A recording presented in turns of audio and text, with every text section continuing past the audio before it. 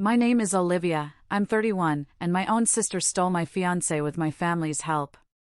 Before I tell you how I ended up with the power to decide my father's entire career in my hands, let me know where you're watching from in the comments.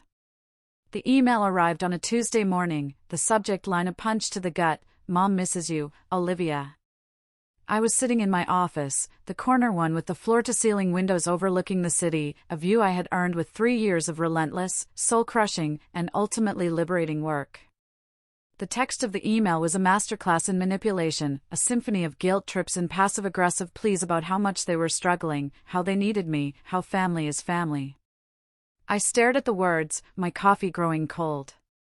My finger hovered over the delete button, a small act of defiance that felt monumental. It felt like just yesterday, but it was 3 years ago. I was huddled on the floor of my tiny apartment, the phone pressed hard against my ear, listening to my own mother justify the ultimate betrayal. I was sobbing, the kind of ugly, gasping sobs that steal your breath and leave you hollowed out.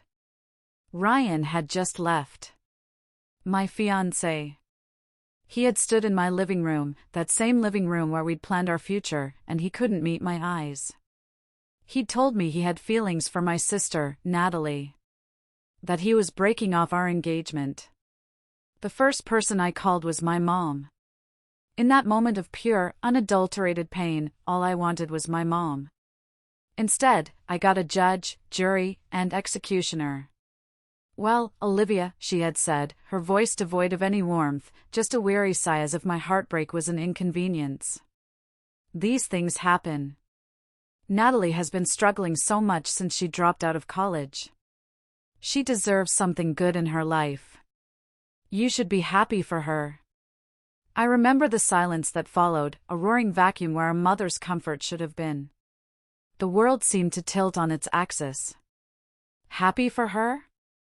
I whispered, the words cracking, tasting like ash in my mouth. She took my fiancé. My life. Don't be so dramatic, she'd snapped, her voice turning sharp. You're strong. You'll be fine. Your sister needs this. It's not like you were filing for divorce, you were just engaged. I deleted the email. A cold, hard smile I didn't recognize touched my lips. They had planted the seeds of this storm years ago, watering them with favoritism and neglect. Now, they were about to reap the whirlwind.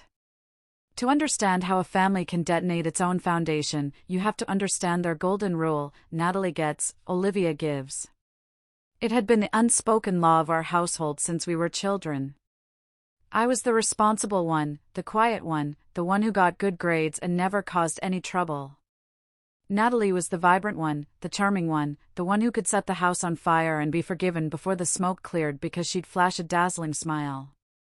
I remember being 12 years old with a clarity that still stings. I'd spent months studying for the regional math competition, sacrificing weekends with friends and late nights of reading for pleasure. I lived and breathed algebra and geometry. When they announced my name for first place, I felt like I could fly. I ran all the way home, the heavy, gold-painted trophy clutched in my hands, my heart hammering against my ribs with a pure, simple pride. I burst through the front door and found my parents in the living room. I won. I won first place. I announced, holding the trophy up like it was the Olympic torch. My dad glanced up from his newspaper, his eyes barely registering the object in my hands. Oh, that's nice, honey. Good for you. My mom smiled faintly, a distracted, polite smile. That's wonderful, sweetie. Now, could you be quiet for a minute? We're about to watch the video of Natalie's poetry recital from school today. I stood there, frozen in the doorway, as they turned their full attention to the television. They spent the next hour cooing over a shaky, out-of-focus video of my 10-year-old sister stumbling through a mediocre poem about a sad flower, a poem she'd scribbled on a napkin that morning. They praised her passion, her raw, artistic soul. My father even got a little misty-eyed. She just feels things so deeply, he'd whispered to my mother. I looked down at the trophy in my hands. It suddenly felt cheap, heavy, and ridiculous. I quietly backed out of the room, took it to my bedroom, and shoved it in the back of my closet behind a stack of old board games. It was the first time I truly understood that my achievements, no matter how significant, would always be background noise to Natalie's most mundane performances. My value was measured in my utility and silence. The pattern was set in stone and hardened over the years. When it was time for college, it was a given that I would figure it out on my own. I worked a grueling part-time job at a diner, the smell of grease clinging to my clothes, and I applied for every scholarship I could find. I wrote essays until my fingers cramped, all to build up my own college fund and avoid being a burden. I graduated with honors in computer science, a degree that promised a stable future. The same year, Natalie, who was attending a local community college for art, a tuition my parents happily paid for, dropped out after one semester because the 8 a.m. classes were stifling her creativity. A few weeks later, she crashed my dad's car. It was the second time in a year. Did she get a lecture? Grounded? Was she told to get a job to pay for the damages? No. They bought her a brand new compact car, a shiny red one.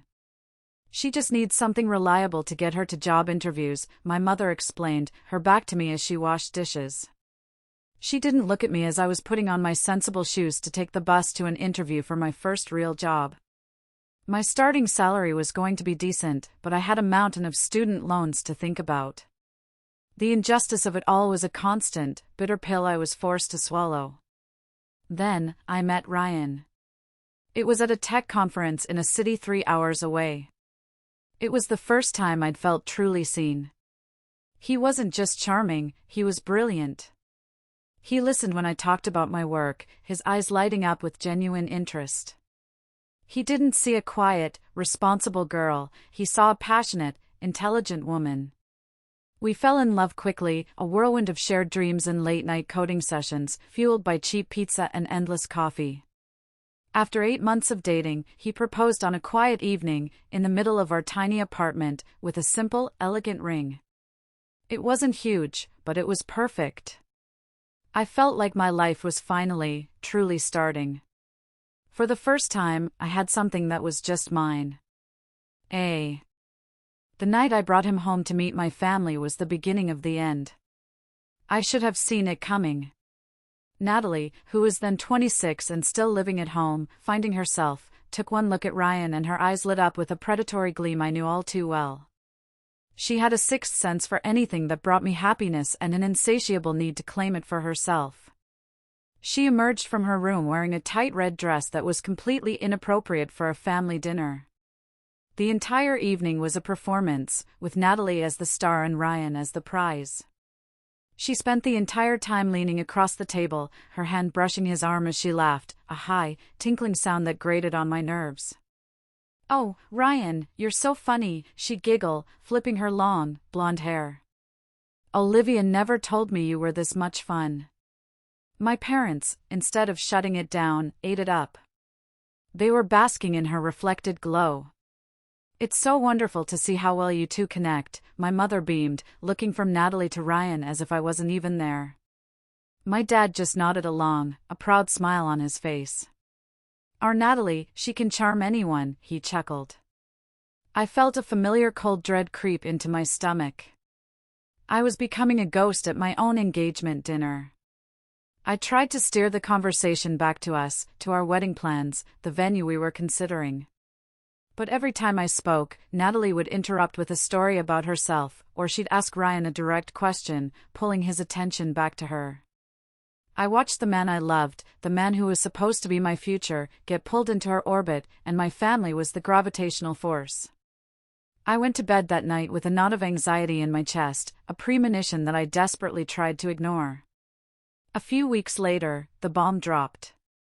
Ryan showed up at my apartment after work. He looked pale and haggard.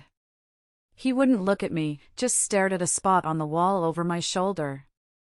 "I don't know how to say this, Olivia," he mumbled, his voice thick. "I think I've developed feelings for Natalie." The floor fell out from under me. It was a physical sensation, a violent lurch in my gut. "What?" The word was a strangled whisper. "We've been talking," he confessed, finally looking at me with eyes full of pity, which was somehow worse than anything else. "Just as friends at first, but it's more than that. There's just this incredible connection.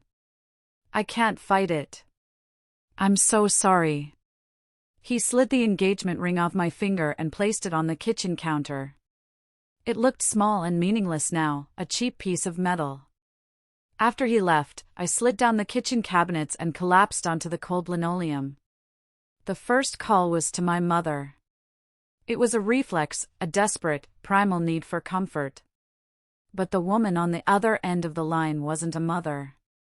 She was Natalie's defender, her enabler-in-chief. "You need to be the bigger person, Olivia," she said, her voice laced with that infuriatingly calm disappointment she reserved just for me. "It's not like you're getting a divorce, you were just engaged. You're 28, you'll find someone else. Natalie has had such a hard time. She's so sensitive. She deserves this happiness." I felt a hot flash crawl up my neck, a rage so pure it almost choked me. She deserves my fiancé? She deserves to destroy my life? What about my happiness, Mom? Does that ever matter? "Don't be selfish," she said, her voice turning to ice. "You've always been the strong one. Be strong now. For your sister." And the line went cold. Shaking, I called my dad. My last hope for a shred of sanity, of justice. I could hear the TV blaring in the background, a game show. He listened impatiently as I choked out the story. "Olivia," he said with a heavy sigh, his voice tired and distant. "Just listen to your mother. Don't make things difficult for everyone. Don't make things difficult." My world had just been shattered by the three people who were supposed to love me most, and I was being told not to make things difficult. That night, something inside me broke. Or maybe, it was finally forged into something hard and unbreakable. The tears stopped. I sat on my floor, in the dark, for hours. A wave of cold, sharp clarity washed over me. These people were not my family. They were a weight, an anchor of dysfunction dragging me to the bottom of the ocean. I looked around my small apartment, at the photos on the wall, the little trinkets that represented a life of desperately trying to earn their love. It was all a lie. A pathetic, one-sided effort. I didn't cry anymore. I got up, my movements precise, almost robotic. I opened my laptop. My fingers flew across the keyboard as I typed out a transfer request to my company's branch in another state, citing urgent and private personal family matters.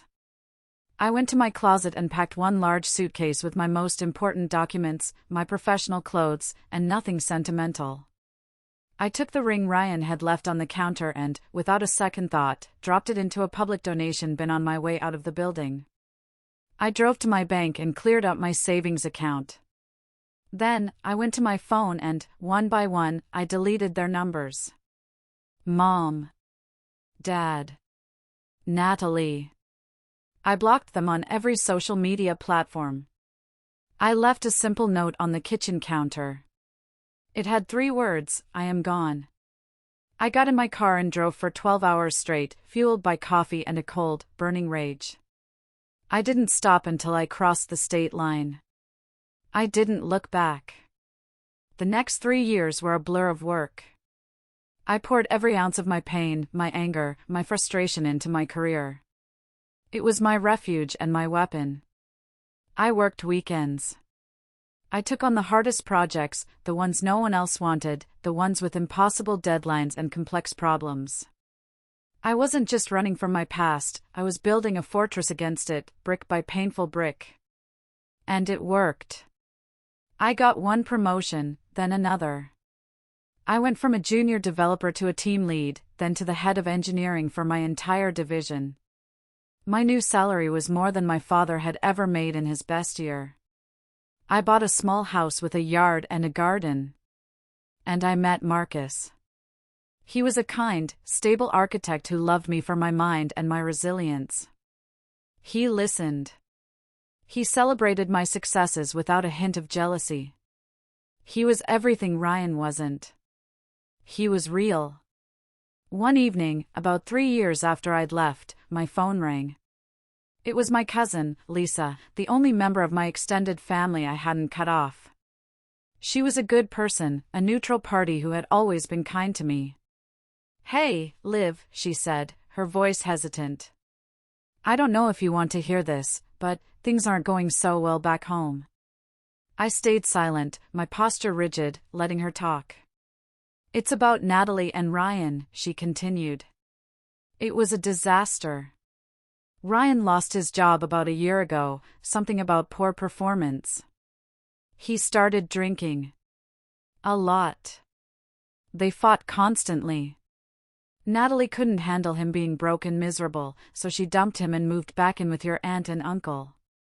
They're having a really hard time financially.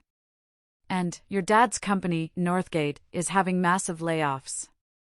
He's terrified he's next on the chopping block. They had to sell the house you grew up in." I felt nothing. A complete and total absence of pity. It was like hearing a weather report from a distant country.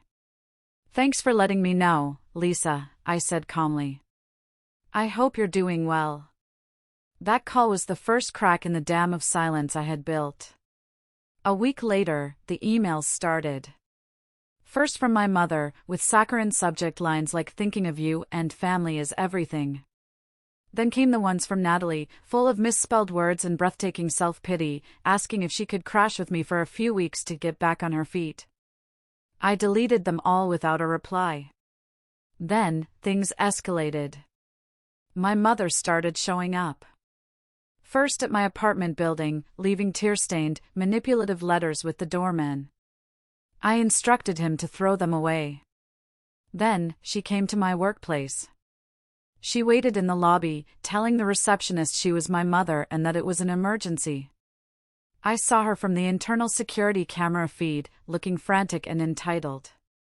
I had to have security escort her out. The humiliation was immense. The final straw was when they both showed up, cornering me in the parking garage after work. My mother grabbed my arm, her face a mask of desperation. "Olivia, please. We need you. Your father might lose his job. Natalie can't find work. We have nothing." Natalie stood behind her, arms crossed, a sneer on her face. "Yeah, it must be nice sitting in your ivory tower while your family suffers. You owe us." Owed them? The audacity of it was breathtaking. That was when I hired a lawyer. A sharp, no-nonsense woman who listened to my story with a grim expression. We filed for a restraining order the next day. For months past and blessed, court-ordered silence. I thought it was over. I was so wrong. The invitation to the Innovator of the Year Awards Gala felt like a validation of everything I had worked for. My company had nominated me for my work on a groundbreaking new software platform, and I had won. Marcus was beaming with pride, helping me choose a dress, a sleek, elegant navy blue gown that made me feel powerful. I was ready to celebrate my new life.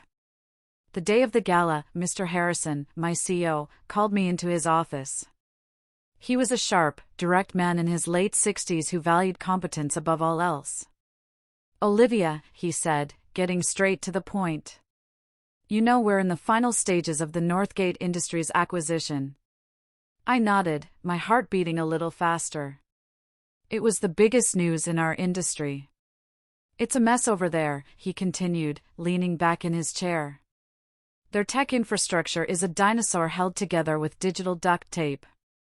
We need to integrate their systems with ours, and it requires a delicate touch.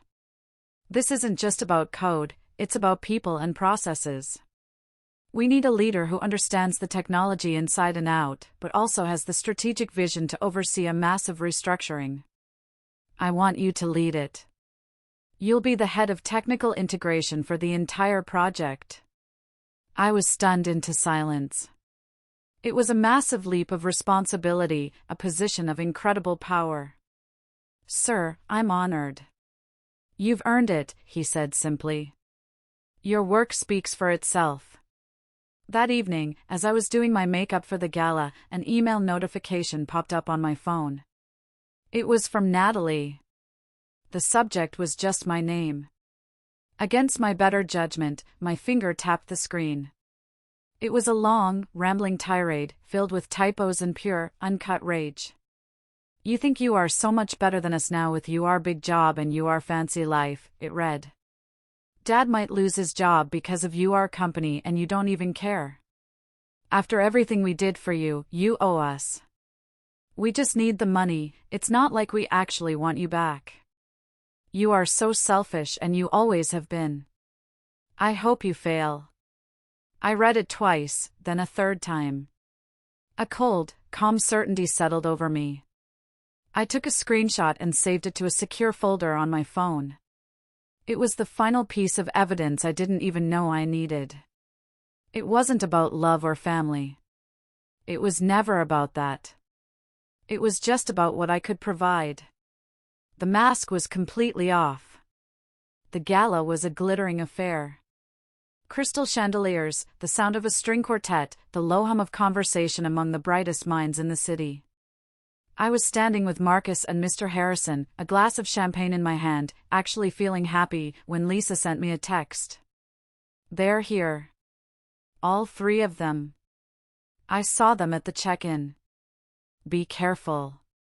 My blood ran cold. I scanned the room, and there they were, near the entrance, looking horribly out of place. My father in an ill-fitting old suit, my mother in a gaudy dress that was a decade out of style, and Natalie, looking thin and bitter in cheap black clothes. They looked like ghosts at a feast. And they were heading straight for me. They descended like vultures. My mother grabbed my arm, her nails digging into my skin.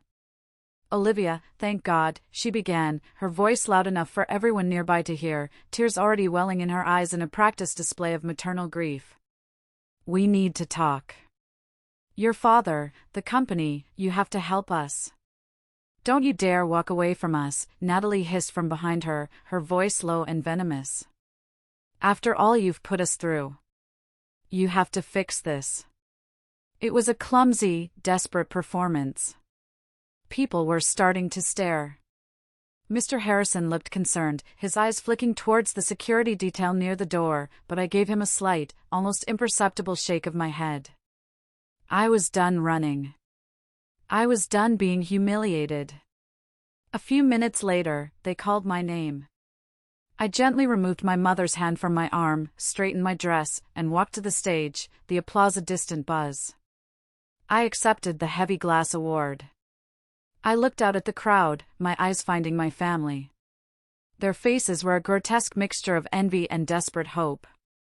They thought this was their moment, their chance to leverage my success, to guilt me in front of my peers. I thanked my company, my team, and Marcus, my voice steady. Then I took a deep breath, and looked directly at them.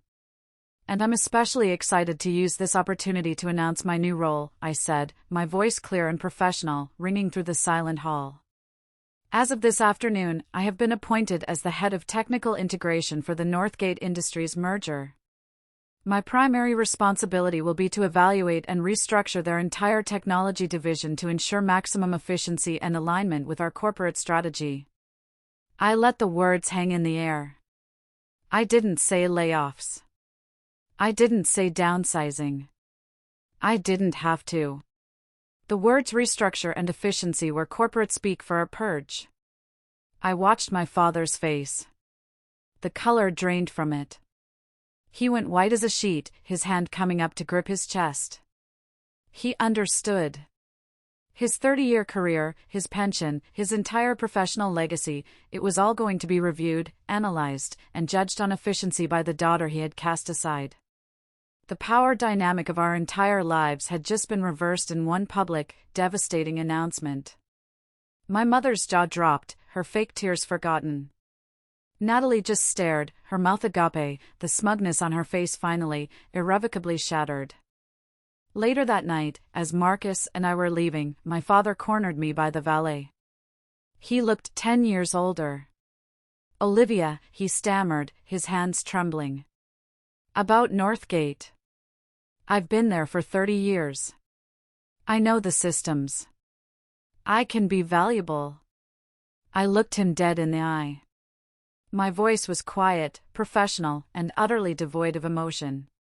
All personnel will be evaluated based on performance and suitability for the new structure. It's standard procedure. Good luck, Dad. I turned and walked away without looking back. I never spoke to any of them again. The next 6 months were about building, not destroying. Marcus and I bought a larger house together, one with a big garden and lots of light. I picked up my old photography hobby, finding peace in capturing beautiful moments instead of dwelling on ugly ones. I started mentoring a young woman in my company, a brilliant engineer fresh out of college, making sure she had the support and encouragement I never did. I made sure she knew her value from day one. One day, I was scrolling through Lisa's social media. She had posted a photo from a work party at a local restaurant. In the background, out of focus but unmistakable, was a figure in a cheap, black uniform, her hair pulled back in a severe bun. She was wiping down a table, her expression exhausted and empty. It was Natalie. There was no grand explosion, no dramatic confrontation. Just the quiet, mundane reality of consequences. It was the most satisfying ending I could have imagined. Tonight, I'm standing on the balcony of my new home, looking out at the garden we're planting. The air is cool and clean. For a long time, I thought forgiveness meant letting people back into your life, accepting their apologies whether they were sincere or not. I know now that's not true. Sometimes, the greatest act of love, especially self-love, is having the courage to close the door, lock it, and throw away the key. It's about choosing your own peace over their chaos. Marcus comes up behind me, wrapping his arms around my waist. He rests his chin on my shoulder, and we stand together, watching the first light of dawn paint the sky. A new day. A new life. One that I built, on my own terms. Thank you for listening to my story. Have you ever had to make a hard choice to protect your own peace? Let me know in the comments. And if this story resonated with you, please give it a like and subscribe for more.